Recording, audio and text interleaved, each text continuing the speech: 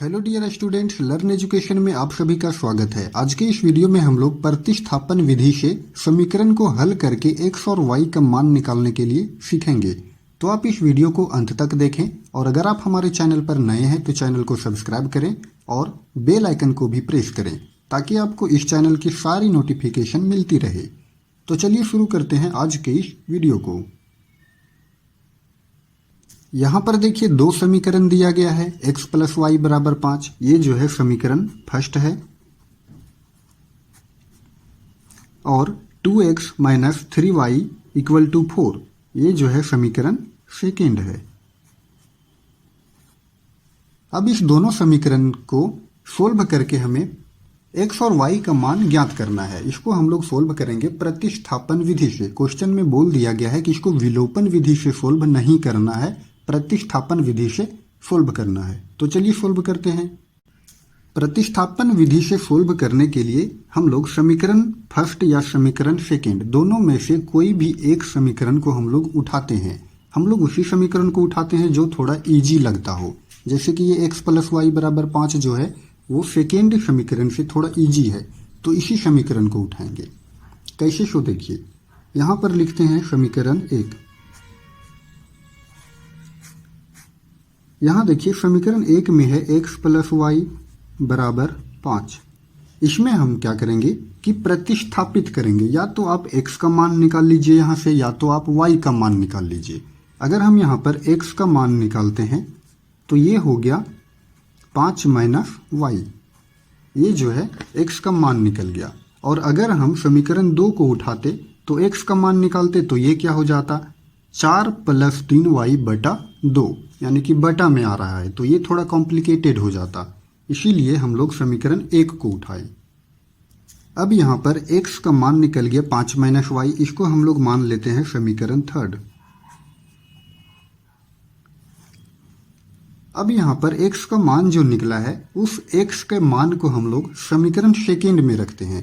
तो यहाँ पर लिखेंगे x का मान समीकरण सेकेंड में रखने पर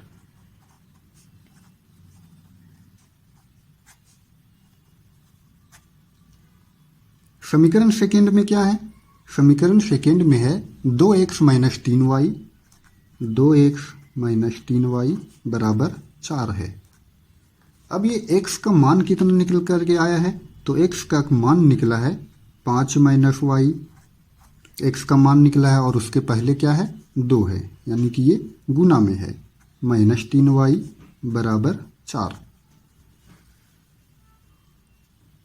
अब यहाँ पर देखिए 2 जो है वो दोनों में गुना होगा, एक बार 5 में और एक बार y में। तो ये क्या हो गया, 2 पचे 10, माइनस है तो माइनस, और ये 2 गुना y, ये हो गया 2y माइनस 3y बराबर 4। अब यहाँ देखिए 10 है तो 10 लिख दिए, माइनस 2y और माइनस 3y, माइनस माइनस क्या होगा, प्लस होगा। तो ये 2y और 3y को जोड़ देंगे, लेकिन इसका जो चिन्ह है वो माइनस में ही रहेगा। तो ये हो गया 5y बराबर 4। अब यहाँ से y का मान हम लोग निकाल लेते हैं। तो y का मान कैसे निकालेंगे, ये देखिए ये जो है माइनस 5y है, तो ये माइनस 5y लिखे बराबर 4। अब यहाँ पर ये जो 10 है वो तो प्लस में है और इसको बराबर के दाहिना साइड ला रहे हैं, तो ये प्लस 10 जो है बराबर के दाहिना साइड जब लाएंगे तो ये क्या हो जाएगा, माइनस 10। तो इस तरह से माइनस 5y बराबर 4 में 10 को घटाना है, तो 4 में 10 घटाएंगे तो क्या बचेगा, ये माइनस 6 बचेगा। इस तरह से यहाँ पर देखिए ये माइनस और ये माइनस कट गया, तो y का मान निकालना है, तो y का मान निकल जाएगा। यहाँ पर 6 जो है वो अंश में रहेगा और हर में 5 आ जाएगा।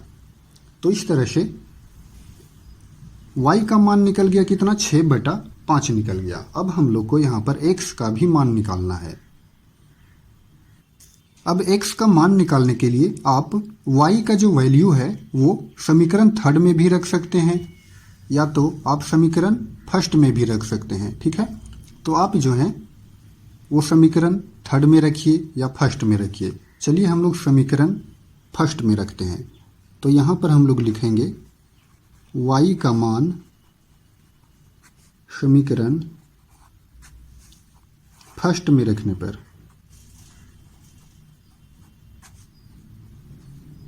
समीकरण फर्स्ट में क्या था देख लीजिए, x प्लस वाई बराबर 5। तो लिख दीजिए x प्लस वाई बराबर 5। अब यहाँ पर x हो गया प्लस y का मान हमारा निकला है कितना, 6/5 बराबर 5।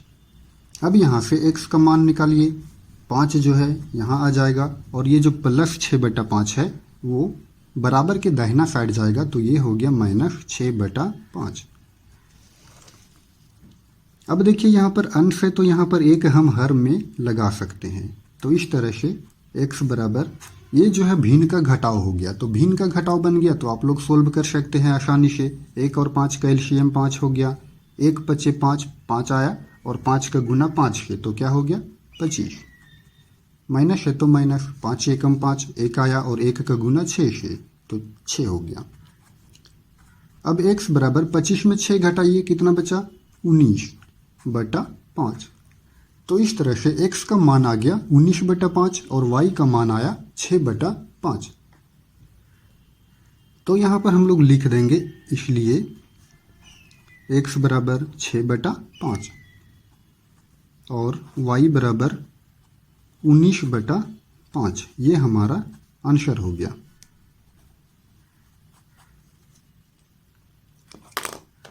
तो स्टूडेंट्स, आई होप कि आपको प्रतिस्थापन विधि से क्वेश्चन सोल्व करना अच्छे से समझ में आ गया होगा। अगर आपको ये वीडियो पसंद आया हो तो आप वीडियो को लाइक करें और चैनल को सब्सक्राइब करना ना भूलें। धन्यवाद।